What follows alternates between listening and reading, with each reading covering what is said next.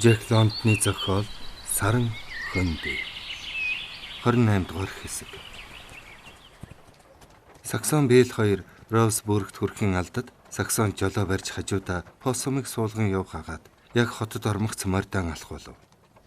Тэрнийх нь араас ажлын 2 залуу морь, тэр хоёрын араас бас 6 морь, хамгийн сүүлд нь 9 дахь морийг Бэл унаж яв. Тэр морьдаг Роусбургээс Окленд руу бүгдийг нь явуулах юм байж. Тэд Амквагийн хөндөд ирээд цагаан болжмрын тухай нэг домгийг ахмаг насны Лаксвихтэй нэг фермчнээс анх удаа сонсчээ. Аж ахуйн нэмэгцэгц төвхөнсөн байдал бусдад үлгэр жишээ болж, мань нэрийг мөдхөн $250,000 бэлтээ болох хүн гэж айл саахалт ихнэн ярина.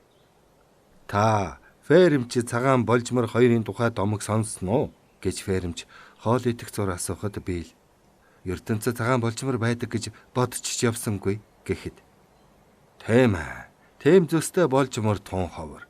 Гэхдээ нэг юм ярилцдаг юм. Ажил үйлс нь өөдөлж өгдөггүй нэг фермч байж гин.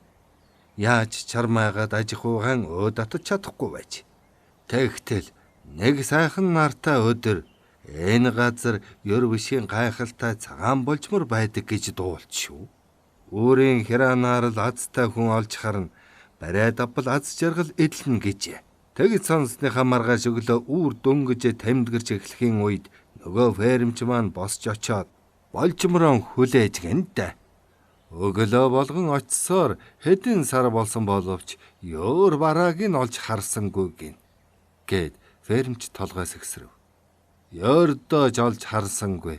Гэхдээ өглөө бүр ферм дээр шин юм олж харж анзаараад өглөөнийхэн хоол цаг болтол ажил хийдэг байж. Төдхөн аж ахуйн цэцэглэн мандаж нэг мэдсэн чинь хамаг өр ширнээс ань салж банкнд харилцах данстай ч болж гин. Нэг домгор хуйн байдаг юм да гэв. Тэр өдөр тэндээс цааш хөдлөн явахдаа Бэл их л бодлогоширсан байдалтай. Тэр хүн юу гэж хэлэх гээд байгааг нь би тун сайн ойлгосон. Гэсэн ч тийм ажил надад таалагдахгүй байна. Ямар ч цагаан болжмор байгаагүй л дээ. Гэхдээ тэр фермч өглөө эрт босч байж урд нь ажиглаагүй юм олж хардаг болж. Би учрыг ойлгосон л доо. Фермчний амьдрал тийм л байх ёстой юм бол би ямар ч сарны хөндийг хүсмээргүй байна. Саксон минь. Энэ хорвоод хүнд хүчрэх хөдөлмөрөөс өөр юм байхгүй гэж юу? Хотод өглөөнөөс орой хүртэл бори бокс хийлгүй зүтгэж болно шүү дээ. Тэгэхээр одоо ач төрхийн хэрэг юу вэ? Шөнийн хоногтол амс хийх болж унтаж байхдаач амьдралд баяс чадахгүй байх нэ. Унтах өөхөх хоёр адил юм чинь хаанч дугжирч байсан ялгаагүй. Цөлгийн хатуу хөдөлмөрт нухлуулж байснаас үхсэн дээр ингэж тэнвчилж яваад аль таарлцсан газраа хонож өнжиж сүүдэр газрын эрх дураараа хэвдэж чамтайгаа наадаж бололцоо олдсон цагт буг намнаж цөрх барьж усанд сэлж байх шиг сайхан юм хаан байх вэ? Би бол сайн ажилтан. Хэр хэмжээндээ тааруулж ажил хийх, ухаанаа баларттал ажил хийх хоёр чинь огт өөр юм байхгүй юу гэв. Саксон энэ бодлыг нь таашааж урд нь хичнээн чижил гүжрэмг ажилд зүдэрч явснаа нэхэн санаад одоогийнхаа аялан тэнэж яваа энэ баясгалант амьдралтайгаа зүйрлснэ. Бидэнд их хөрөнгө хэрэггүй. Сакраментогийн арлууд дээр хиймэл услгаатай нугад цагаан болжмрын хойноос хөөцөлдөх дуртай нэг нь хөөцөлжил байг. Хоёулаа сарны хөндөд очиод шувууны жиргэн донготхыг сонсож тэдгээртээ дуу хоолойгоо нийлүүлэх гэж л эрт басна. Нэгэнд эрт босных гээд ажиллаа хийлээч гэсэн дараа зав их гарна. Чамайг тэнгис сэлгээр явахт чинь би хамт явна. Аяндаа сэлгүүцсээр байтал ажил хийх сайхан санагдах болно гэлээ. Яасан сүрхий халуун юм бэ? Бүх биений хөлс асгарч байна. Эрэг барааддаг юм уу? Яах вэ? Чи юу гэж бодож байна? Гэж Бэл наранд бурлсан духныхаа хөлсийг арчууд асуулаа. Тэд баруун тийш эргэж дов толгодтой нам газраас онгон зэрлэг хавцлуудаар уруудаж эхлэв. 7 бээр урт замд 10-аад машин онголцсныг үзэхэд тентхийн зам ихээхэн аюултай бололтой. Бэл мордоо цуц авахыг бодож уулын түргэн урсгалт голын эрэг дээр буугаад төдхөн 2 цөрх барив. Саксонч гэсэн анхныхаа том цөрхийг барих нь тэр. 9-10 ямхын төдий цөрхөн тасчгаад түүнээс том загас орж уургын хүчтэй угзархад Саксон гайхсандаа хашгирав. Бээл дэрэгдэн очиж ийм загсыг уснаас хэрхэн татаж гаргах аргыг зааж өгөв. Тэгээд Саксон хэдхэн хормын дараа том гэгчийн цөрх барьж элсэн дээр болгоомжтой гарган ирэв. Гэтэл загс нь дээгнээсээ мултран савчиж эхлэхэд Саксон шүүрэн барьж дээрээс нь бүх биеэрээ даран унлаа. Барьсан загсаа дээш нь өргөсөөр үзүүлэхэд Бээл 16 ям хүрх юм байна да. Алив хүлээж бай да. Ингээд чи наадхыгаа яа гэж бодож байна гэлээ. Элсийн арилгаалгүй яхав? Саксанд хийсэн дээр дээ гэд Бээл яахын тайвнаар хүлээж дуугуйл байлаа. Саксон голын эрэг дээрээс тонгойж сайхан загсаа усанд дүртэл гараас нь мултраад алга болох нь тэр.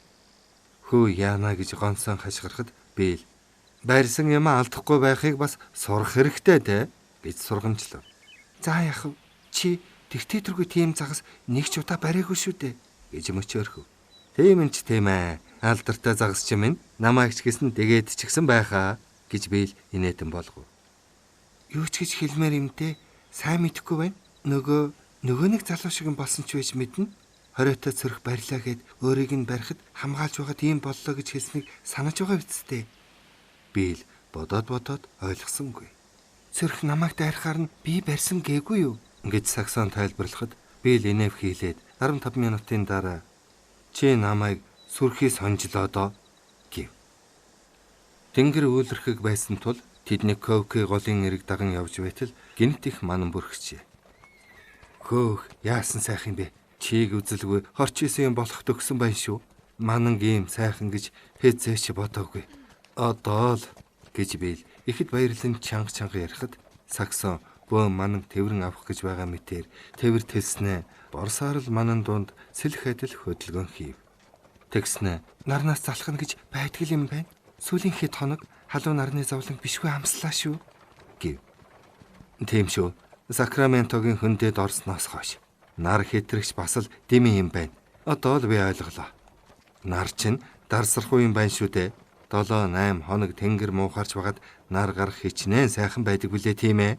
Тэр үед нөлөө нонцгүй. Балга виски амссан юм шиг бөөх биеэр халуу өргөөд л усан чумбаж гарч ирээд нарантай хичнээн сайхан билээ дээ тийм ээ. Ягд гэвэл нарны холимог дарснаас л нэг хундаг тогтоочихлоо л гэсэн үг юм да. Харин элсэн дээр ганц 2 хэвцсний дараа бол тийм сайхан санагдахгүй. Хөдөлгөөс дургуй хурж хувцас арай гэж өмсгчөн болоод нойтон голтой амтан л гэрөөдөг элдрэндээ. Ягд гэвэл шартчихсан хүн шиг байхгүй юу? Наран дэх шаруулах арх шартлан уусантай адил болоод л тэр байхгүй юу? Тэгэхээр хаяа манан бүрхдэг нутаг илүү сайхан. Тэгвэл чи бид хоёр сүүлийн хэдэн сар шартлан уучгаад отоол архин гарч байгаа ус юм шивдээ. Яриангүй тийм Саксон минь. Одоо би ийм байхад 2 өдрийн ажлыг 1 өдөр хийж чадмаар байна. Мордоч гэсэн харал да. Хиймрэн сэргч гэж. Харин Саксон ой модонд өөрийн дуртай секвой модыг нүдэчилтэл ирээдч олсонгүй. Тийм мод Калифорнид цаашхан яваад Бентонд байдаг гэж хүмүүс хэлж байсан. Тэгвэл бид хоёр арай хойгоор явчихжээ. Арай урдуур явж сарныхаа хөндийг хайх байжтэй гэж Бээл хэлв. Ургаш иргэн явах тусам зам улам бартаатай болсоор Ленгло хэмээх малаачхан газрыг өнгөрөн өтгөн нарсан ой дундуур явж Форт Орфордод хүрв. Тентгийн эрэг дээрээс Саксон адга дүүрэн гартаам чулуулахад Бээл том гэгчийн сагмахай загас барьжээ.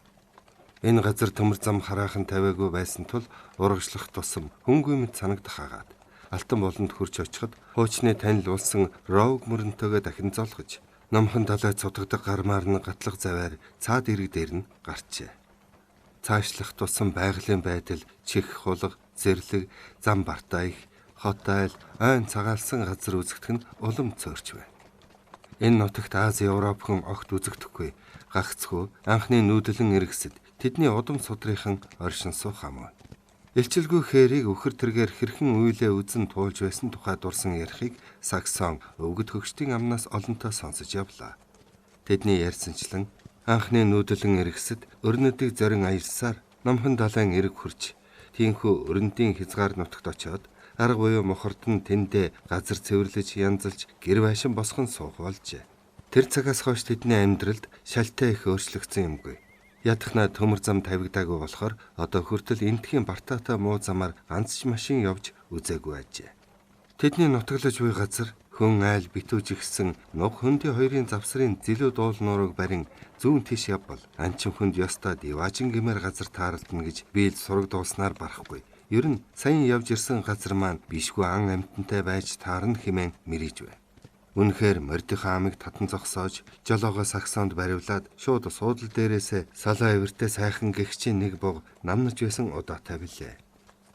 Алтан жалгайгаас ургаш орших хүний гар огт хүрээгүй ой дундуур гарсан нарийнхан жимээр өгсөн явтал хонхны дуужин гинхэд бэл 100 далхмын төдий яваад зөрж улмаар зайтай газар очиод хүлээвэл хонх нь улам тод жингнэн цаад морин тэрэгтэй улс төдхөн бууж ирээд жихартал тоормслоход дөрвөн хөлгийн туурай зөөлөн хөрсийг чангахан дэлдэж нэлбэгчийн дуугарах чимээ бүсгүй хүний инээд дуулдав.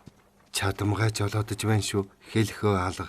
Ийм замд энэ зэрэг хурд яваад ингэн гэдэг аргагүй л их ур чадвар да. Мөн сайхан зогсож байна шүү. Яг дорой зог тусч байна. Номч гэж ёстой ном юм да гэж би саксондоо магтав.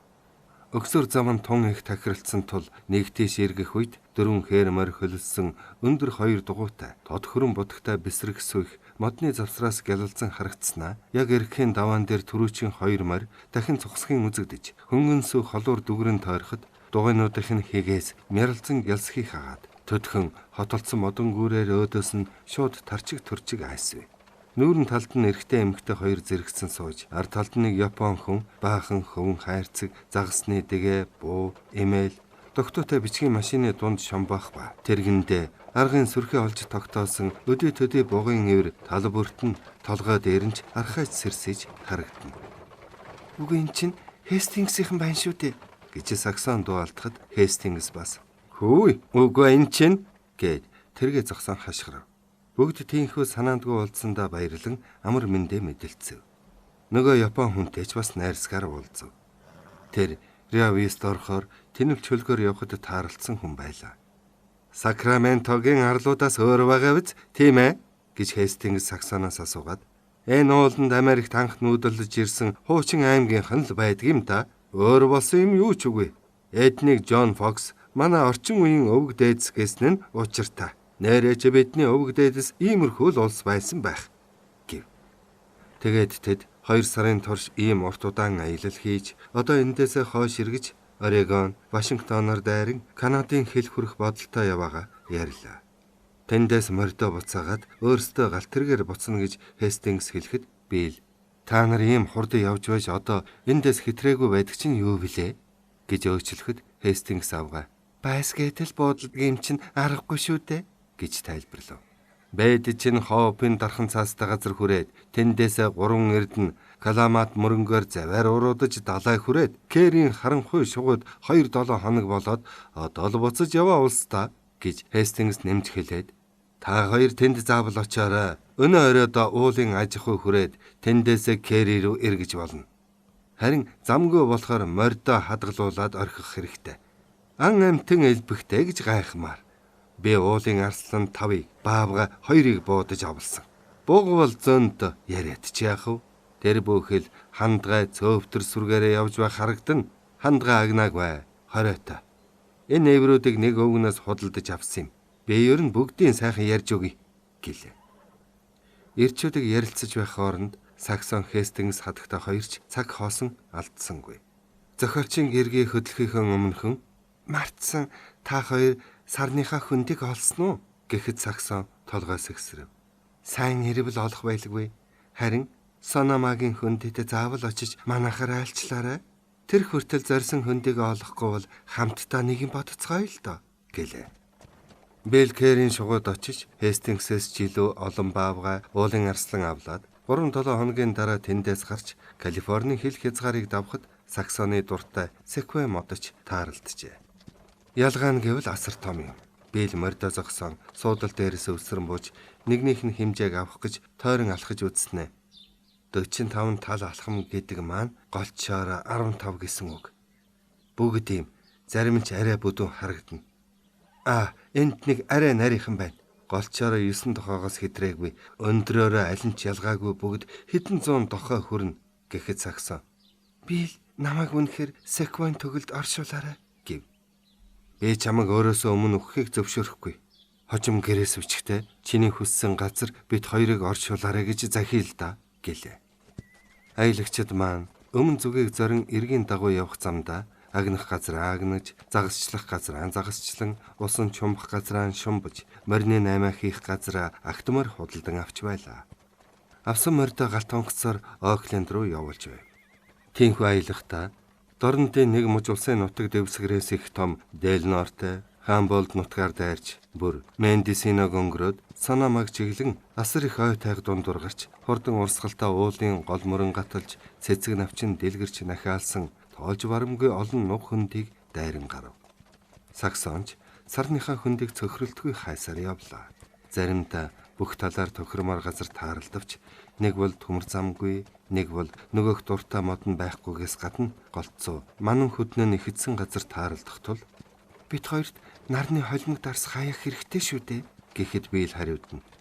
Тийм ээ, байнгын мананд шолд норно. Тэгэхээр далайн эргээс их газрынхаа гүн рүү жаалд өгвөл дундаж газар олдох болов уу гэж бодох боллоо гэв.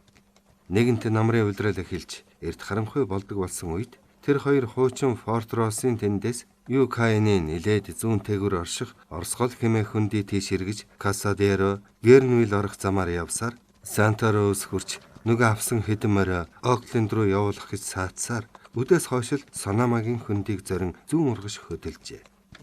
Би сарвчлан нар харснаа. Шөнөөс нааш хүрэхээс өнгөрө бололтой. Энэ газрыг Беннетийн хөндий гэдэг. Тэр давааны цаад руу ормогц Гленейл нь байгаа. Энд их сайхан газар байгаа үз? Гүй тэр мөн сайхан уулаа гэв. Үнэхээр сайхан. Даанч эргэн тойрных нь ухаа толгод модгүй нүцгэн юм. Том мод ер харагдахгүй байх чинь хөрсөйтэй газар л тийм мод ургадаг гэсэн. Сарны хөндий энэ мөн гэж байгаа юм биш шүү. Гэхдээ Саксон минь энэ уул надад тун сайхан санагдаж байна. Модыг харал да. Тэнд буг гөрөөс лавта бийдэ мөрий тавьсан ч болох байна. Ингээд чи бид хоёрын энэ өвл хаана үлчих вүлээ гэж Саксон бодлогошрон асуухад би яасан соним би бас сая ингэж бодож байлаа. Кармелд өвлжвэл зүгээр бах. Марк Холл, Жим Хезерд ч одоо тэнд байгаа. Чи юу гэж бодож байна? Саксон толгой дохин чи одоо өдрийн ажил хийхгүй байх боломжтой. Би л энэ үгийг сонсоод сэтгэл нь улам хөөрөв болов. Харин тийм ээ. Сайхан өдөрт нь явж морь худалдаж авчгаад бас нөгөө гантик чулуун байшинтай өнөө хурдан хүн маань тааралдвал бэлэтэ зодоонд өдөж намайг тамирдуулж байсан нөгөө зугаалгынхаа дурсгал болгож болох юм гэхэд Саксон дуу алдаж би л минь хамаагүй тэгж болохгүй шүү. Том болохгүй гэв. Цагаан дэлсүүлтэй лагсхээр азрах хөлөлсөн дээрээ ганц хүний суудалтай хоёр дугуйт тэрэг эргэх зам дээр дүгрэн харагдахыг аживал азарганы сүүл газар шүргэн магаад өтгөн урт дэлн долгиот нь амирна.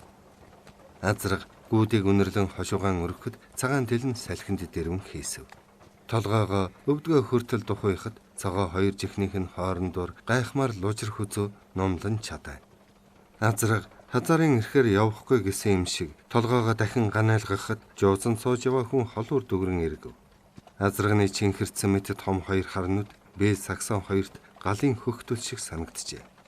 Бэл жолоогоо чангатхан бас л холдсхийн зогсноо нэг гараан өргөж дохиогоход тэр хүн морин тэргээ зогсоогоод өөрөө эргэж харан тэрэгний морины талаар Бэлтэй ярилцав. Азрагын Барбарос гэдэг өөрөө Сентерос суудах хүн гэдгийг Бэл тэр хүний ярианаас мэдэж ав. Энд Санамагийн хөндий орсон хоёр зам бий. Явж байтал зам салаална. Зүүн талынх нь Беннет оргилийн тэндх Гленейл нь орно. Тэр тэнд харагдаж байна шүү дээ гэж сайхан зам зааж өгөв. Тэрэг нь хураасан хэвгээ талбайн дунд Беннетийн ноён оргил нарны гэрэлд гялалцсан цайз мэт сүндэрлэж хормой бэлээр нь 5 хошуу хэлбэртэй хэрэм бэхлэлт мэт хад хясаа багшран арс альдна. Эндхийн уул хад хясаа угаас Калифорни нутгийн зөөлөн бараавтар алтлаг өнгөтэй атла наранд түлэгцэн нүцгэн ажээ.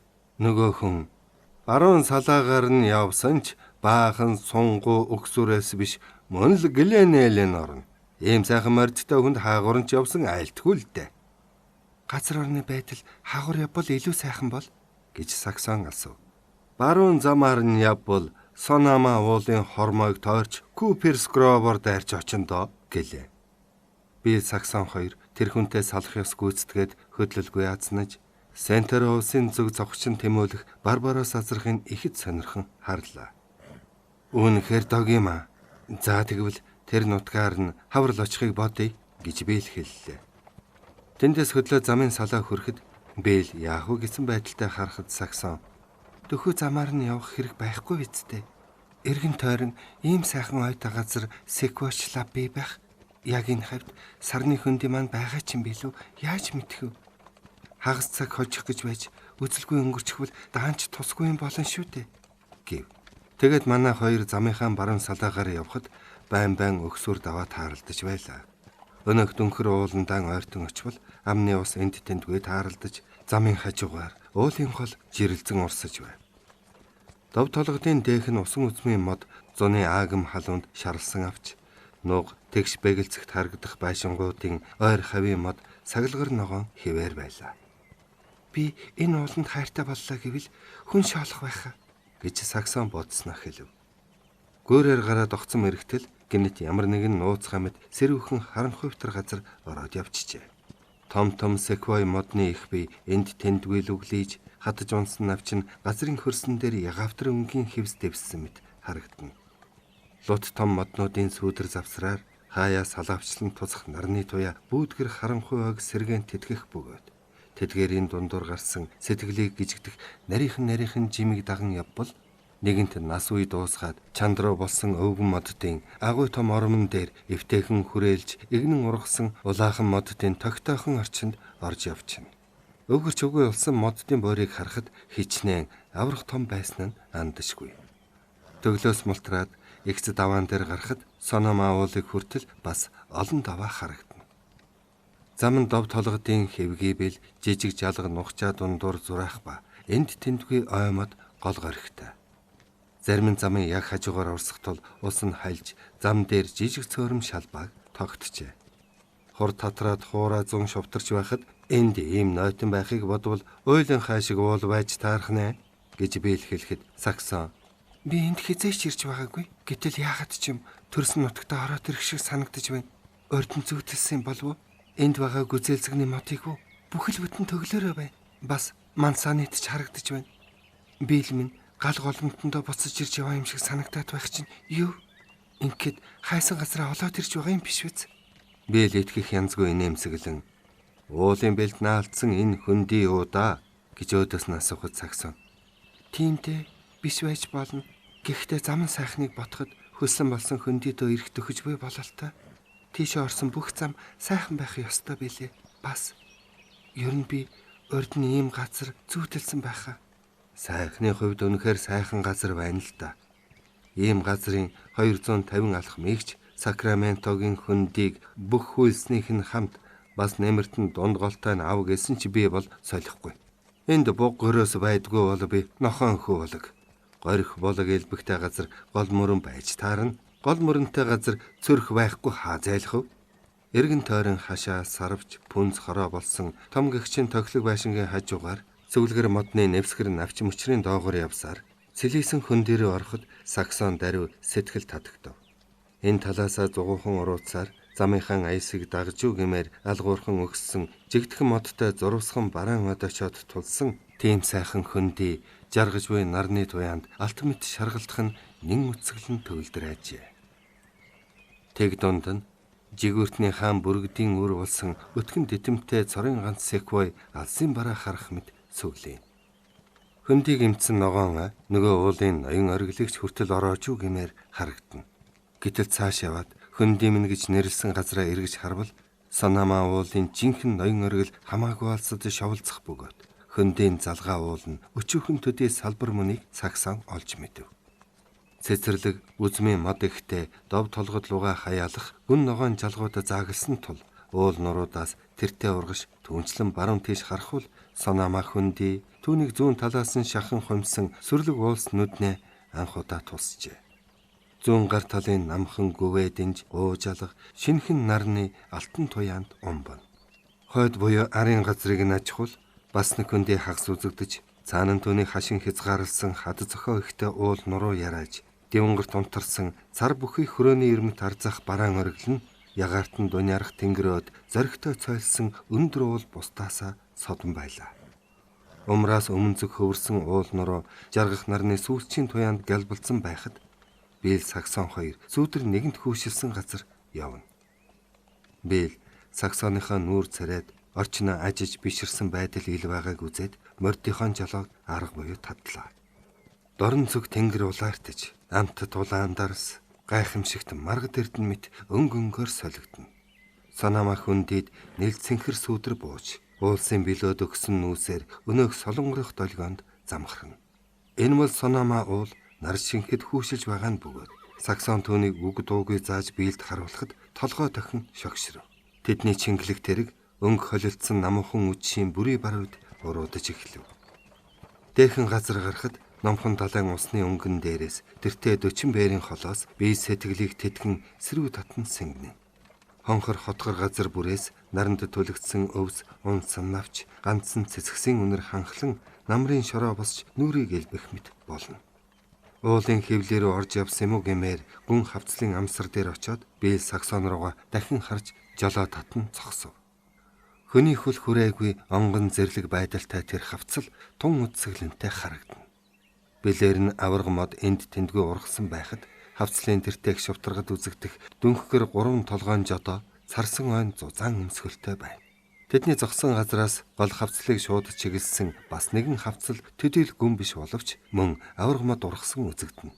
Дүнхгэр 3 толгойн хормойд багавтар хөндөй байна гэж бийл заагаад "Тиймэрхүү хүн дийдэл мордоо идүүлэх гэж боддог байсан юм да" гэв. Агч нэгүрс модон доогор дууга дуулан шоржигнох голын дагуу гарсан замаар тэд уруудан хавцал руу буулаа. Намрын тэнгэрт нүгэлтэн хөвхүүл шингэх нарны гал шаргал туяг тусхан цацрахта жалгын ам хөндийг түнэр хүрэн өнгөтэй болгоно. Их биеийн улаан дарсархуу өнгөтэй харагдах гүзээлцэгний мод арзгар барзгар холтостой мансаанит аранцал улаан агаарт галавалцсан уйгих мэт. Инжирийн сайхан үнэр хамарт соргино. Зэрлэг үзмийн модны мөчр бие биедээ ноцон нийлсэн нь борхины дээгүр агаарт дамжуулан тавьсан гүүр шиг үзэгдэнэ. Царс модноос урт Испани замаг унжиралдана. Голын цаад талд өтгөн ойн зулцхан бут бударга нь ургажээ. Хаанэгтээ хөх бухандаан залхуу хөрөм хөр гэхту сонсдно. Замаас дээхэн 50 дохой хээрийн өндөрт нэгэн хэрэм мөчр дамжин гэрэл гэлбаметд дүүлхийг манай хоёр модны мөчрийн хөдөлгөөнөөр даган харж байв. Би нэгэн бодлоо Саксон. Би чиний бодсныг хэлэх үү Бийл? Сэтгэл машид хөдөлсөн байдалтай ийш тийш харах Саксоно нүд салгалгүй ширтэн юу хэлхин хүлээв. Хайсан хөндийгөө оллоо гэж юу? Чи ингэж хэлэх гэсэн үү? гэж шивнэхэд Бийл толгой дохив. Замаар нэг жаал үнэ гэлж явахыг олж хараад түүнийг ажсаар хариу өгч хэлсэнгүй. Тэр жаалны гартаа биедээ томтсон буу барьж нөгөөдөө мөн биедээ дүүнгүй том гэгчин туулаа барьжээ. Гленэлэн хүртэл хэдий хэр үлдээд байна гэж Бийл хашгиран асуув. Бүтэн хагас бээр гэлээ. Энэ юу гэдэг голов гэж Саксон асуув. Гэрэвшүү гол гэдгийм эндээс хагас бээр явхад Санамаа мөрөнд цутган да. Цөрөх би болов уу гэж Бийл асуухад тэр жаал барь чаддаг хүнд бол байгаа бах уу гэд инэв хийлв. Ууланда буухтай юу? Одоо агнах хориотой гэж жаалхуу булзаар ус хийв. Чээж бодвол ганц ч буг авлаж үзээгүй биз дээ гэж Бийл хорын маажих янцтай хэлв. Эврийг нь үзүүлж болно шүү. Бийл улам цаашлуулж. Буг эврээ хайдаг. Хинч эвэр олж авч чадна гэхэд жаал. Миний эврийн угны мах нь хатаагүй нойтон хэвээрээ байгаа гэснэ. Нууцаа задалснаа ухаарч айгаад таг дуугүй болов. Зүгээр дэ хөөмөнд битгий хай. Ах чинь ойн цагдаа биш. Агт худалдаж авдаг хүн гэж инээ хэлээд цааш хөдлөв. Дээгүр хэрэмдүүлэх нь улам олширч, дэрэгдүр авраг мод улам элбэгшин зам дагуу улаавтар мандрано лужир царс улам их ургасан нь үзэгдэв. Шоржигн урсах голын дагуу явж байтал замын яг хажууд нэг хаалга харагдав. Хаалган дээр Эдмунд Хейл гэсэн бичгтээ шуудангийн модон хайрцаг өлгөөтэй байв. Хөдөө газрын игэл дааман хаалганы доорх баг хаалганы гуйг налан эрэм хоёр зогсно. Саксон тэр сайхан хос хоёрыг хармагц сэтгэл нь хөдөлжээ. Эмхтэй нэрхтэйгийнхэн угаас үлзий болох тавилантай гэмээр алган дээр нь заяага энэ чигээр нь чамдаа итгэл төгс даатахыг гэсэн маягтай тойхон гараа тавьжээ. Гайхмар сайхан дух, дүрлгэр номхон борнууд гялцал оргисон буурал ус нүүр царайг нь харахад бүрч даамай санагдана. Өөрөө биерхэг, үзэглэн гоо, хажууд нь зогсох эмхтэн бие туйхан. Эмхтэй нүүр царай нар салхинд цагаан арстан гэж танигдахааргүй болцоо борлжээ. Ногоон өвс мэт өнгөтэй, хуняасан намирсан гоёмсог өмсгөлтэй тэр бүсгүй саксонд хаврын цэцэг юм уу гэмээр санагдав. Шингэх нарны алтан шар туяанд бэ саксон хоёрч мөн өөрцгүй тэр хоёрт бас л нүдэнд дулаан тун аятайхан хос мэт харагдаа буйцаа. Тэгээд ч хоёр хосын 8 нүд бие биеийг шохоорхон ширтжээ. Хамгийн алхан бүсгүй нүүрэнд зол жаргалын шинж илхэн байхад хажууд нь зогсох өвгний нүүр царай сайн сайхан бүхнийг бэлэгдэн өрөөх мэт харагдана. Саксонд тэр гайхмаар сайхан эрэм хоёр энэ хавийн уулын үдсгэлэнт хөндөй сүндэрлэх уулын нэгэн адил танил дотн мэт санагджээ. Үдшийн жаргалан айлдъя гэж би л мэндэлэхэд өвгөн "Өөхтүүд минь, та нарыг бурхан оршоог. Зандан өөрийнхөө үнэрийн сайхныг мэддэггүй гэхчээр та хоёр өөрсдийнхөө сайхныг яаж мэдхэв" гэж хэлхийг хоёр аянч маань сонсоод хажуугаар нь өнгөрөхөд зам дээр зулж унсан эрээн цэцгэн хээтэй хэвс мэт үзэгдэх агч, царс, нэгүрс модны навч тэрэгнийхэн дугуйн дор шарж ширтэх юм. Төдхөн хоёр гол нээсэн газар хурч очив. Саксон гэрвшүү голын цаад эргийг зааж "Энд л нутгал мар газар байна да, би л читэр хөндийн цаадах дэвсгийг хараач" гэж сэтгэл хөөгчөн хэлв. Энэ хавийн газар дээр дооргүй үржил шимтэй юм. Саксон "Тэр мөн мундаг том моднуудаа, тэнд булагч бий байх. Очиж үзэх үү" гэлээ. Их замаас ангарч гэрвшүү голыг нарийнхан гүүрээр гатлаад хуучин эвдэрсэн замаар ороход замаасаа дутгааргүй хуучин секвой банзан хашлага яажийн маажийн үргэлжилсээр хашилгын үзүүрдэх хазаргүй задгай том хаалгаар гарч дэвсэх хүрхийн алдад Саксон "Мөнд миний таних газар байна. Би л яваад очие" гэж итгэл төгс хэлв. Модны завсраар цонх нь хагархай жижиг цагаан байшин харагдана. "Мендрано байна. Мөн чаварга идэ" гэж би байшингийн өмнөх гүзээлсэгний том модыг заав. Тэр модны голч нь доогорхнаа лавтай 6 тохой болно. Тэр хоёр том том сүрлэг царс модон дундах байшингийн хажуугаар гарахдаа шивнэлтэн. Тэгээд жижигвтер гүнзний өмнө очиж зогсон харамхай болохоос өмнө тэр хавийг сайтар үзэж ажиглахын тулд тэргээ боолголгүй мордоо уйв. Нугруу буусан их зуруу газарт нь царс мансаа нийт шигүү ургажээ. Бут сондуул дундуур явхад ногтрооны дэгдээ хэнэв дөрвөн тал тал тийш бутарч байв. "Ан амтны талаар чи юу гэж бодож байна?" гэхэд биелж умалзаад нуган дундуур порпор урсах булгийн тунгалаг усыг шинжиж эхлэв. Энэ тушаах газрын хөрс нарны халуунд хатаж хаг үсэрчээ. Саксон урам хугарч байгаа болол та. Гэвч биел атга бооронхий шороо авч няцалснаа. "Зантай сайхан шороо юм да. Сайнаас сайн. Шимтээгээс шимтэй хөрс байна. Олон түмэн жилийн турш уулын үерт автагдж байсан боловч" гэснээ үгээ таслаад ийш тийш харж хөндийн ерөнхий байдлыг сонирхон захаар нь имжэрлэн ургасан секвой модонд хөрснөө буцаж ирээд "Энэ чигээрээ бол ямар ч хэрэггүй. Харин номын ёсоор аргалах юм бол энээс илүү сайхан хөрс ийм хөндий олдохгүй. Тийм болгоход нэлээд ухаан зарж олон шуудад татах хэрэгтэй болно доо. Энэ хөндий бол угаас байгалийн усан сан юм. Усыг нь л гаргаж авах хэрэгтэй. Секвен цаана гол руу харсан эксгэгчийн хэц байгаа. Алив хоёул явъя. Би чамд үзүүлье" гэд секве модны дундуур явсаар Сонама мөрний ирэг дээр очив. Энэ хавьд мөрний ус хуржигнэн урсахгүй харин дөлгөөхөн цэлий. Унжгар удын авч усанд нь бараг шүргсэн цаад талын ирэг огцом өндөр нургатай харагдана. Бэл нургын өндрийг нүдний багцаагаар усны гүнийг шургаагаар хэмжлээ.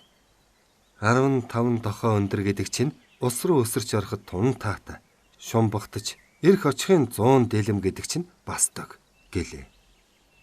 Эргээр нь явж үзэхэд чулуурхыг ёроолн нарийсаар дахин цүнхэл болон өргөсжээ. Гэнэт цөрх загас сойлон үсэрснээ буцаад ороход усны дөлгөөн гадаргуу дээр цагиргууд хойноос хөөцөлдөх шиг хөврөн тэлж харагдана. Жохомхөө бит хоёр тал зориулсан юм шиг ийм сайхан газар байхад энэ өвл Кармелд өвлжих хэрэггүй байхаа. Юу ч гэсэн ямар хүний газар болохыг маргааш өглөө мэдэж авъя гэж би л хэллээ. Тэгээд хагас цаг хэрийн дараа морддоо тижээлөгч байтал галт тэрэгний дохио дуугарах чимээ гарахад "Хөөе Саксон, энд чинь бас төмөр замтай юм байна. Эндээс ганцхан байр зайтай" Глен Эйленд очдог галт хэрэг байх нь дээ гэхэд Саксон нэгэнт орондоо орсон байжээ. Эзэн нь энэ газрыг худалдахгүй гэвэл яах вэ? Санаа буцаав. Одоо манайх л гэж бод. Би бүр сайн мэдэж байна гэж Саксон итгэл төгс хэлв. 28 дугаар хэсэг төгсөв.